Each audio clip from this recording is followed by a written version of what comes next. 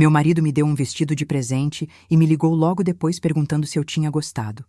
Quando respondi que sua irmã tinha tomado de mim, ele gritou desesperado que eu tinha condenado ela à morte. Sim, você ouviu direito. Um simples vestido condenou minha cunhada. E não, isso não é loucura da minha parte. Essa é a história mais absurda e ao mesmo tempo mais real que você vai ouvir hoje. Um presente inocente do meu marido revelou um segredo tão sombrio, tão perturbador, que destruiu completamente a máscara que minha cunhada usava há décadas. Quando ela viu aquele vestido no meu corpo, a cor sumiu do rosto dela. As mãos começaram a tremer. E naquele momento eu ainda não entendia nada. Não fazia ideia do inferno que estava prestes a se revelar. Meu marido, Roberto, estava em pânico do outro lado da linha. Ele berrava para que eu tirasse o vestido imediatamente para que não deixasse ninguém mais ver. Mas era tarde demais. Valdete, minha cunhada, já tinha visto. E o que aconteceu depois transformou completamente tudo o que eu acreditava conhecer sobre minha família. Antes de continuar, me conta uma coisa. De onde você está me ouvindo agora? Está lavando louça? Dirigindo? Deitada na cama sem conseguir dormir? Comenta aqui embaixo e se inscreve no canal, porque essa história tem reviravoltas que você não vai acreditar que aconteceram na vida real. E olha, eu preciso contar isso até o final porque senão você vai ficar pensando nisso o dia inteiro. Então, fica comigo até o fim que vale muito a pena. Agora deixa eu voltar um pouco e explicar direitinho como tudo começou. Porque nada disso faz sentido sem você entender quem são as pessoas envolvidas e o tipo de relação que a gente tinha. Principalmente com a Valdete. Meu nome é Marisa, tenho 63 anos e já vivi muita coisa nessa vida. Casei com o Roberto quando tinha 22 anos, cheia de sonhos e esperanças, como toda jovem apaixonada.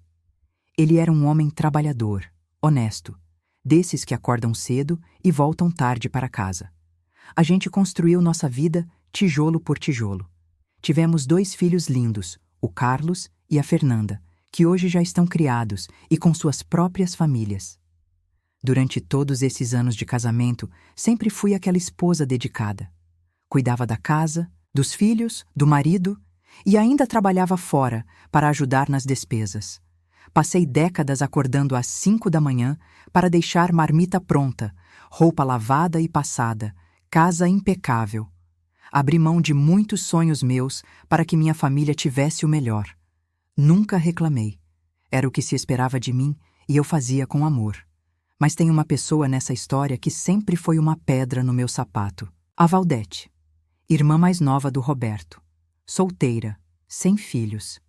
Desde o começo do meu casamento, ela deixou claro que eu nunca seria boa o suficiente para o irmão dela. Sempre com aqueles comentários atravessados, sabe?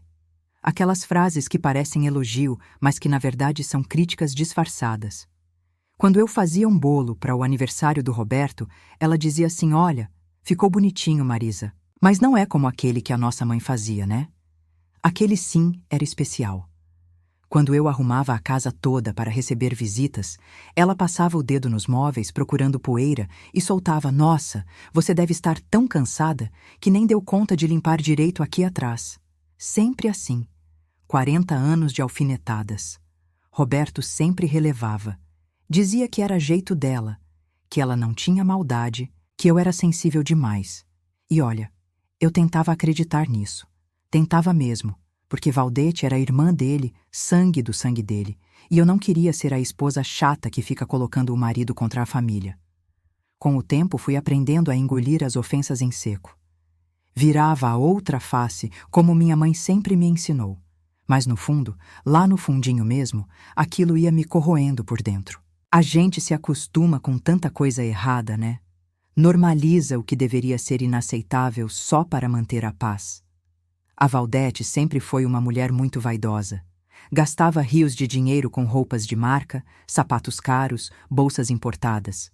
Ela trabalhava numa loja chique no centro de São Paulo, uma dessas boutiques onde as madames ricas fazem compras.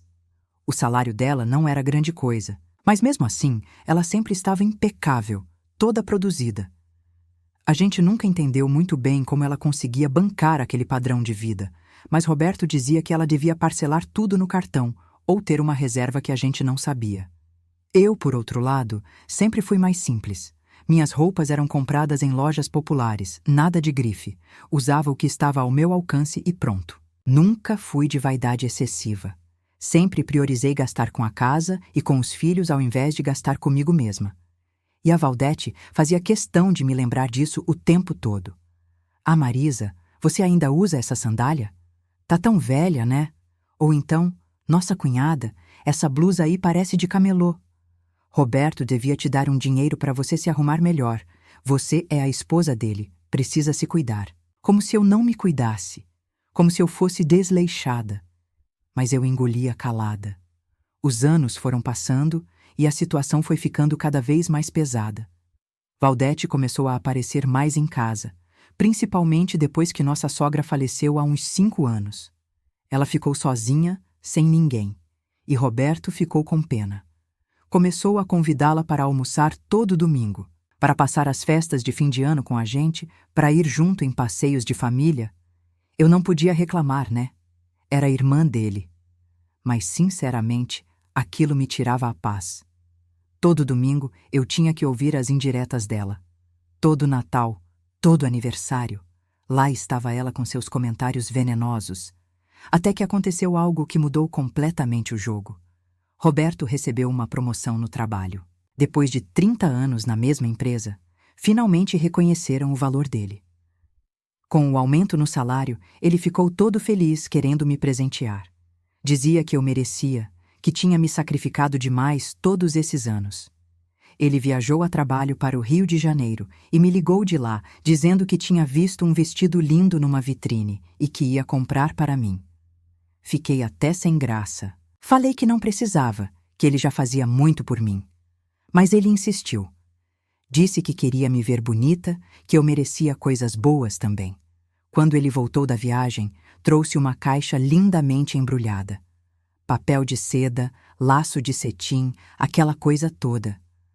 Abri na hora e quase chorei. Era um vestido azul marinho, de um tecido macio que eu nunca tinha tocado na vida. Tinha um corte elegante, discreto, mas sofisticado. Não era chamativo, não tinha brilho, mas dava para ver que era uma peça cara, de qualidade. Roberto estava radiante.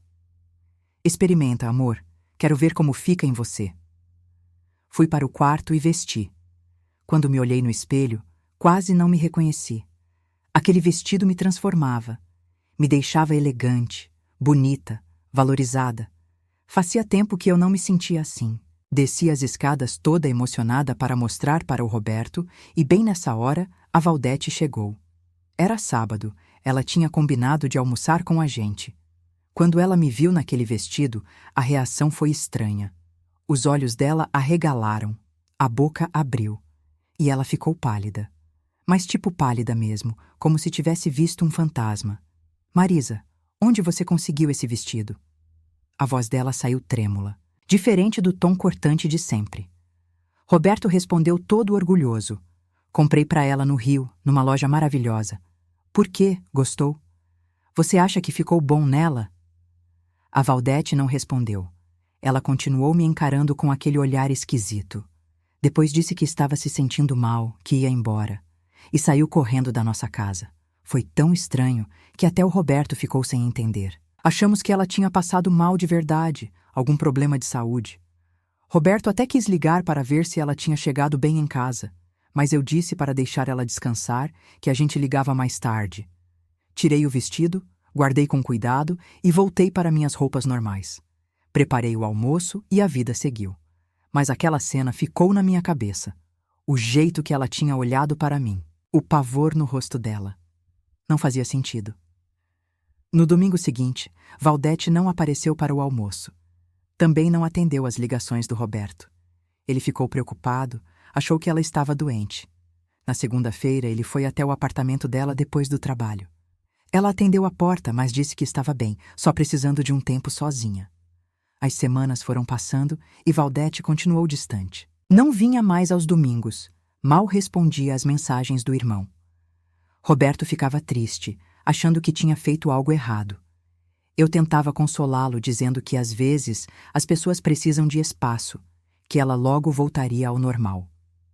Um mês depois daquele episódio estranho do vestido, recebi um convite para o casamento da filha de uma amiga minha. Era uma festa à noite, num buffet bonito. Pensei comigo mesma, essa é a oportunidade perfeita para usar aquele vestido lindo que o Roberto me deu. Tinha guardado ele com tanto carinho, esperando a ocasião certa. No dia da festa, me arrumei toda. Fiz escova no cabelo, caprichei na maquiagem, coloquei o vestido azul marinho. Roberto ficou babando. Disse que eu estava a mulher mais bonita do mundo, que ele tinha muito orgulho de mim. Saímos de casa felizes, de mãos dadas. A festa estava linda. Reencontrei amigas que não via há tempos, conversamos, rimos, dançamos. Estava sendo uma noite maravilhosa. Até que no meio da festa, meu celular tocou. Era o Roberto. Achei estranho porque ele estava ali do meu lado. Olhei para o lado e vi que ele não estava mais. Tinha saído para atender uma ligação. Atendi. Marisa, você está usando o vestido que eu te dei? A voz dele estava alterada, nervosa. Respondi que sim, que estava linda, que todo mundo tinha elogiado. Ele praticamente gritou: "Tira esse vestido agora, Marisa, pelo amor de Deus." Fiquei sem entender nada. Calma, Roberto, o que aconteceu? Por que eu vou tirar o vestido? Ele estava hiperventilando do outro lado da linha. Valdete acabou de me ligar. Ela viu uma foto sua no Facebook usando o vestido. Ela está desesperada, Marisa. Desesperada mesmo.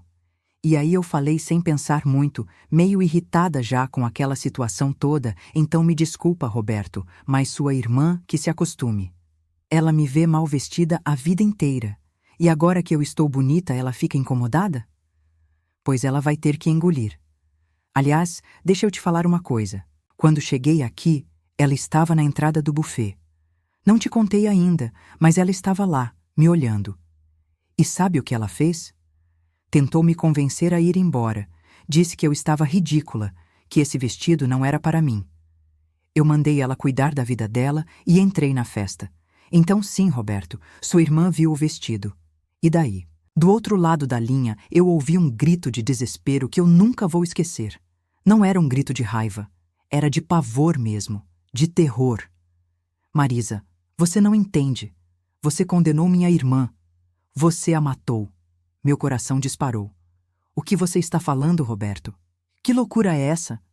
Ele estava chorando agora. Aquele vestido, Marisa. Aquele vestido que eu te dei. Ele pertencia a uma mulher que foi assassinada no Rio de Janeiro. A Valdete roubou o vestido do corpo da mulher morta. Senti minhas pernas bambearem. Procurei uma cadeira e sentei antes de cair. Roberto continuou falando, as palavras saindo atropeladas. A Valdete me contou tudo agora há pouco. Ela estava desesperada quando viu você usando o vestido. Há 3 meses ela foi ao Rio de Janeiro. Conheceu uma mulher rica numa festa. Elas saíram juntas, foram para um hotel. A mulher foi assassinada durante a noite por um amante. A Valdete estava lá. Ela viu tudo. E ao invés de chamar a polícia, ao invés de ajudar, sabe o que ela fez? Roubou as coisas da mulher morta. Roubou joias, dinheiro, roupas, e entre as roupas estava esse vestido. Eu não conseguia processar o que estava ouvindo. Não podia ser verdade. Não podia. Roberto continuou. A polícia está procurando testemunhas desse assassinato há meses, e a Valdete tem medo que reconheçam o vestido. Ela disse que o assassino é um homem poderoso, perigoso, que tem contatos na polícia. E agora, você postou foto nas redes sociais usando o vestido. Se a família da vítima ver, se o assassino ver, eles vão atrás de você. Vão atrás da Valdete. Eu desliguei o telefone tremendo. Olhei para o vestido que eu estava usando e senti nojo. Senti horror. Aquele tecido tinha tocado o corpo de uma mulher morta. Tinha sido roubado de uma cena de crime. E minha cunhada, a Valdete, que fingia ser tão certinha, tão perfeita, era uma ladra de cadáveres. Saí daquela festa como uma louca. Nem me despedi de ninguém. Roberto me encontrou no estacionamento. Entramos no carro em silêncio. Eu tirei o vestido ali mesmo, fiquei só de roupa íntima, peguei um casaco que estava no banco de trás e me cobri. Não queria aquele pano imundo encostando na minha pele nem mais um segundo. No caminho para casa, Roberto me contou mais detalhes que a Valdete tinha confessado para ele. A mulher assassinada se chamava Gabriela. Era uma empresária rica do Rio de Janeiro, casada, mas que tinha um caso extraconjugal. O amante dela, um político influente, matou ela numa noite de ciúmes. Estrangulou ela no quarto do hotel. A Valdete estava no quarto ao lado. As paredes eram finas. Ela ouviu a briga, ouviu os gritos, ouviu o silêncio depois. Ficou apavorada. Esperou o homem ir embora. E aí, ao invés de fazer a coisa certa, entrou no quarto. Viu o corpo da Gabriela na cama. E decidiu roubar tudo que podia carregar. Ela justificou para o Roberto dizendo que a mulher já estava morta mesmo, que não faria diferença, que ela precisava daquele dinheiro, daquelas coisas, que foi uma oportunidade que apareceu. Meu Deus do céu! Que tipo de pessoa faz isso? Durante todo esse tempo, durante todos esses anos que eu convivi com a Valdete, ela estava guardando esse segredo. Essa coisa horrível. E eu achando que o problema dela comigo era só inveja ou implicância boba. Quando chegamos em casa, Roberto quis ir até o apartamento da Valdete. Eu disse que ia junto. Precisava ouvir aquilo da boca dela. Precisava entender como uma pessoa era capaz de uma coisa dessas. Ela abriu a porta já chorando. Entrou em desespero quando me viu. Começou a gritar que eu tinha destruído tudo, que eu tinha exposto ela, que agora iam descobrir. Roberto mandou ela se acalmar e explicar tudo direitinho. Sentamos na sala apertada daquele apartamento e ela começou a falar. Confirmou tudo o que o Roberto tinha me contado.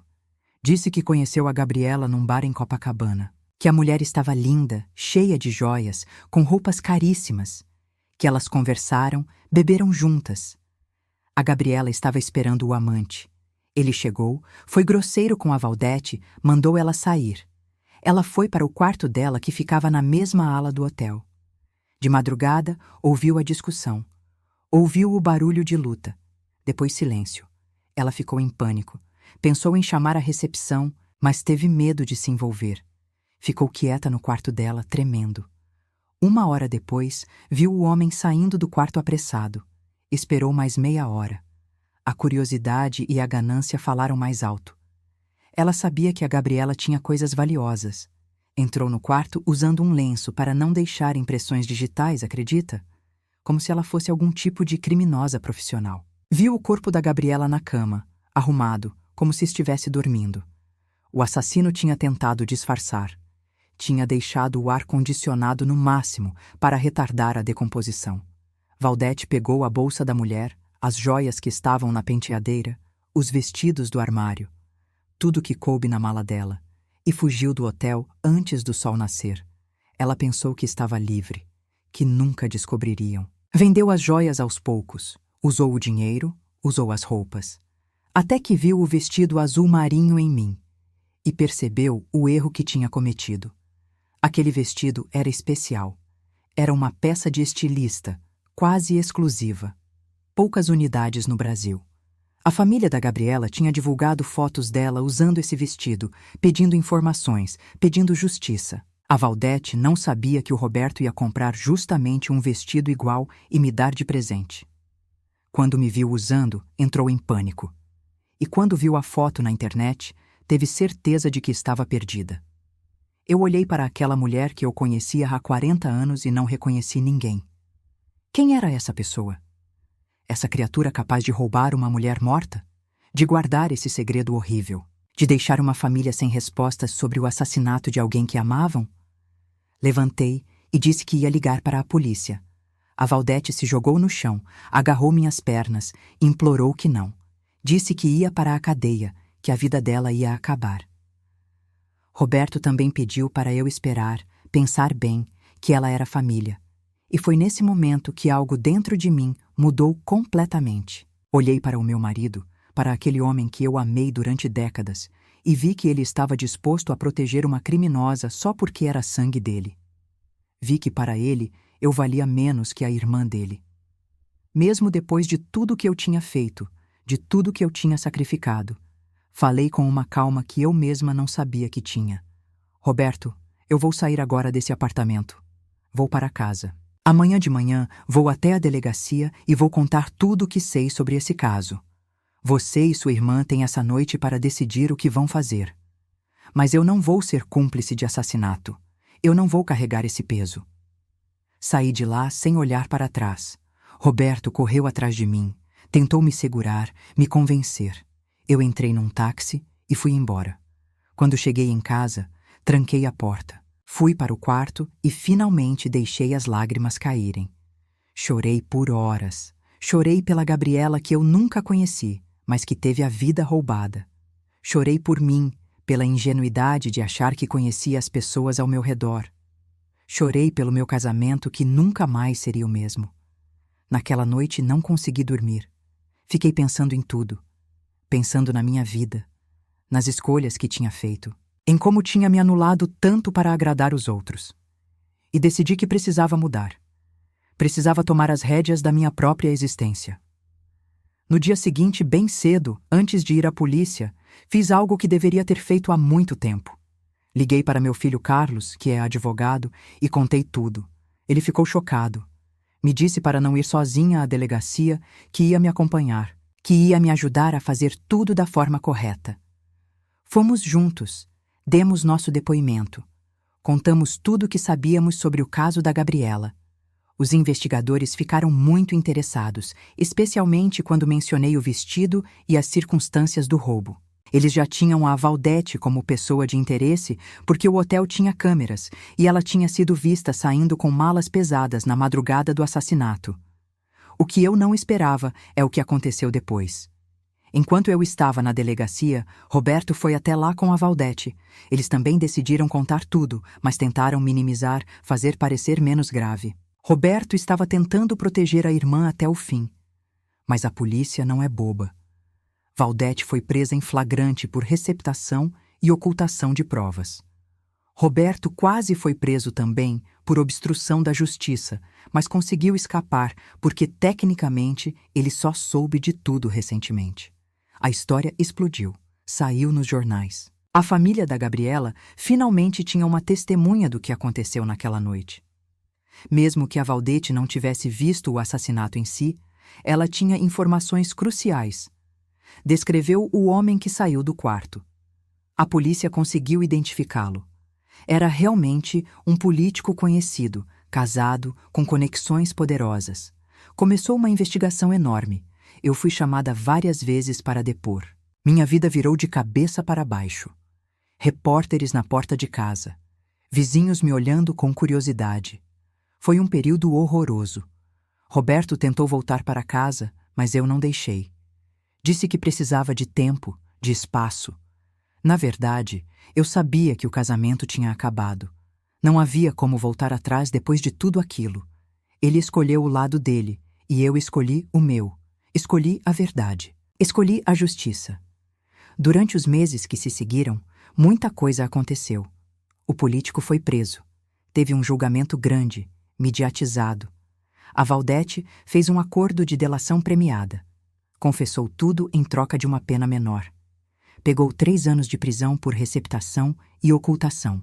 Roberto ficou destruído. Perdeu a esposa e viu a irmã sendo presa. Tentou me culpar, disse que eu tinha sido cruel, que podíamos ter resolvido aquilo em família. Mas eu não aceitei essa narrativa. Eu fiz o certo. E ponto final. Meus filhos me apoiaram. No começo, o Carlos ficou dividido, mas a Fernanda foi categórica. Disse que tinha muito orgulho de mim, que eu tinha sido corajosa, que tinha feito o que era certo mesmo sendo difícil. Isso me deu forças para continuar. Pedi o divórcio. Depois de 40 anos de casamento, eu estava recomeçando do zero. Foi assustador, mas também foi libertador. Pela primeira vez na vida, eu estava tomando decisões pensando em mim, no que eu queria, no que eu merecia. A separação dos bens foi complicada. Roberto tentou me deixar com menos do que me cabia, mas eu contratei uma advogada excelente, indicação da Fernanda, e lutei pelo que era meu. Consegui metade de tudo que construímos juntos. A casa ficou para mim. Ele foi morar num apartamento alugado. Enquanto isso, o julgamento do político seguia. Eu acompanhava pelas notícias. A família da Gabriela me procurou. Quiseram me conhecer, me agradecer por ter tido coragem de falar. Foi um encontro emocionante. A mãe da Gabriela me abraçou chorando. Disse que finalmente podia ter paz, saber o que tinha acontecido com a filha dela. Eles me mostraram fotos da Gabriela. Era uma mulher linda, cheia de vida. Tinha 2 filhos pequenos que ficaram órfãos. Um marido que, apesar de tudo, a amava e queria justiça. Ver aquelas fotos me confirmou que eu tinha feito a coisa certa. Aquela mulher tinha uma história, tinha pessoas que a amavam. Ela não podia virar apenas uma estatística, um caso sem solução. Com o passar dos meses, fui me reerguendo. Voltei a fazer coisas que gostava e que tinha abandonado. Matriculei-me numa academia, comecei a cuidar melhor de mim mesma. Comprei roupas novas, não em lojas caras, mas em lugares que eu gostava, com meu próprio dinheiro, minhas próprias escolhas. Fiz novos amigos. Entrei num grupo de voluntariado da igreja. Comecei a ajudar outras mulheres que estavam passando por separações difíceis, por problemas familiares. Descobri que minha história, por mais dolorosa que fosse, podia ajudar outras pessoas. 1 ano depois de tudo ter começado, o político foi condenado a 25 anos de prisão pelo assassinato da Gabriela. A Valdete já estava cumprindo pena. Roberto me mandou uma mensagem dizendo que a irmã estava muito mal na cadeia, que ela tinha sido agredida por outras presas, que estava com depressão. Eu não respondi. Pode parecer cruel, mas eu não tinha mais espaço no meu coração para a dor daquela família. Eles fizeram escolhas. E escolhas têm consequências. A Valdete escolheu roubar uma mulher morta ao invés de fazer o certo. Roberto escolheu proteger a irmã ao invés de apoiar a esposa. Eu escolhi a verdade. E essa escolha, apesar de tudo, me libertou. Libertou de um casamento onde eu não era prioridade. Libertou de uma família que nunca me respeitou de verdade. Libertou de uma vida onde eu me fazia pequena para caber nas expectativas dos outros. Hoje, 2 anos depois de tudo isso, estou numa fase completamente diferente da minha vida. Moro sozinha na minha casa, que reformei do jeito que eu sempre quis. Tenho um jardim lindo, onde passo as tardes cuidando das plantas. Viajo quando posso. Fui conhecer o Nordeste, um sonho antigo. As praias de Maceió, as piscinas naturais de Porto de Galinhas. Coisas que eu nunca tinha feito porque sempre priorizava os outros. Meus filhos estão bem. O Carlos entendeu melhor a situação depois de um tempo. Ele e o pai se falam, mas pouco. A Fernanda também mantém contato superficial com o Roberto. Eles me respeitaram minha decisão. E isso é tudo que eu precisava. Conheci um homem, nada sério ainda, mas alguém que me trata bem, com respeito, com carinho. Ele me leva para dançar, para jantar, me faz rir. Não sei se vai virar algo mais, mas está sendo bom ter essa companhia. Sentir que ainda sou desejável, que ainda tenho valor. A família da Gabriela mantém contato comigo. Viramos amigas. Eles criaram uma fundação em nome dela para ajudar vítimas de violência doméstica. Eu colaboro quando posso, participando de eventos, ajudando a divulgar o trabalho. Sinto que, de alguma forma, estou honrando a memória daquela mulher que eu nunca conheci, mas que mudou completamente a minha vida. Tem dias que eu penso no vestido azul marinho. No quanto um simples presente revelou segredos tão terríveis. Às vezes, a vida é assim. Um detalhe pequeno, uma coincidência, e tudo desmorona ou se reconstrói. Aquele vestido foi as 2 coisas para mim. Desmoronou meu casamento, minha família, mas também me reconstruiu. Me mostrou quem eu realmente era. Me deu coragem para recomeçar. Destruí o vestido, queimei ele no quintal numa noite de lua cheia. Precisava daquele ritual. Precisava ver aquilo virando cinzas. E enquanto as chamas consumiam o tecido, senti que estava queimando também tudo que me prendia ao passado. A Marisa submissa, a Marisa que engolia desaforo, a Marisa que tinha medo de incomodar. Aquela mulher morreu naquele fogo junto com o vestido. E nasceu uma nova Marisa. Uma mulher de 63 anos que não tem medo de recomeçar. Que sabe que nunca é tarde para fazer o certo. Que entende que família não é só sangue, é quem fica do seu lado quando tudo desmorona. que aprendeu que às vezes a coisa mais difícil é também a mais necessária. Aprendi que guardar segredos para proteger pessoas que não te respeitam é se trair. Aprendi que justiça, mesmo tardia, mesmo dolorosa, é necessária. Aprendi que a gente pode viver 40 anos ao lado de alguém e não conhecer realmente essa pessoa. E aprendi que é possível, sim, reconstruir a vida depois dos 60. É possível ser feliz de novo. É possível encontrar paz. A Gabriela não teve essa chance. A vida dela foi tirada brutalmente por um homem violento e covarde. Mas eu, de certa forma, vivi por nós duas. Vivi a liberdade que ela não pode ter. E carrego a memória dela comigo, como um lembrete de que cada dia é precioso, de que não podemos desperdiçar nossa vida agradando quem não merece. Olho para trás e vejo tudo o que aconteceu como uma jornada necessária. Dolorosa, traumática em muitos momentos, mas necessária. Porque me trouxe até aqui. Até essa versão de mim que eu gosto, que eu respeito. Uma versão que não abaixa a cabeça, que não tem medo de falar a verdade, que não se faz pequena para caber. E sabe o que é mais incrível? As pessoas me tratam diferente agora, com mais respeito. Porque eu me respeito. Porque eu estabeleço limites. Porque eu não aceito migalhas de afeto e atenção. Exijo o que mereço. E quando não recebo, simplesmente me afasto. Sem drama, sem ressentimento. Apenas reconhecendo que nem todo mundo merece estar na minha vida. Roberto tentou se reaproximar alguns meses atrás. Disse que estava arrependido, que tinha entendido o erro dele, que queria recomeçar. Eu agradeci a honestidade, mas disse que não havia volta. Aquela ponte tinha sido queimada. E estava tudo bem. Não guardava raiva dele, não desejava mal. Apenas não queria mais dividir minha vida com alguém que me colocava em segundo plano. A Valdete saiu da prisão há 3 meses. Pegou liberdade condicional por bom comportamento. Soube por terceiros que ela está morando em outra cidade, recomeçando longe de tudo e de todos. Não sei como está a vida dela e, sinceramente, não me importo. Torço para que tenha aprendido alguma coisa com tudo isso. Para que seja uma pessoa melhor. Mas não é mais problema meu. Finalizando essa história toda, quero deixar uma mensagem para você que está me ouvindo agora. Você que talvez esteja numa situação difícil, num casamento complicado, numa família que não te valoriza. Você que tem engolido coisas que não deveria engolir só para manter a paz. Você que tem medo de recomeçar, que acha que é tarde demais, que está velha demais, cansada demais, eu te digo uma coisa. Nunca é tarde. Nunca é tarde para fazer o certo. Nunca é tarde para escolher você mesma. Para escolher a verdade, a justiça, o seu próprio bem-estar. Sim, vai ser difícil, vai doer, vão te julgar, vão dizer que você está errada, que você está exagerando, que você está sendo egoísta. Mas no final, a única pessoa que vai dormir com a sua consciência é você. A única pessoa que vai viver com as consequências das suas escolhas é você. Então escolha com sabedoria, escolha com coragem. Escolha pensando na mulher que você quer ser daqui a 5, 10, 20 anos. Eu escolhi ser livre.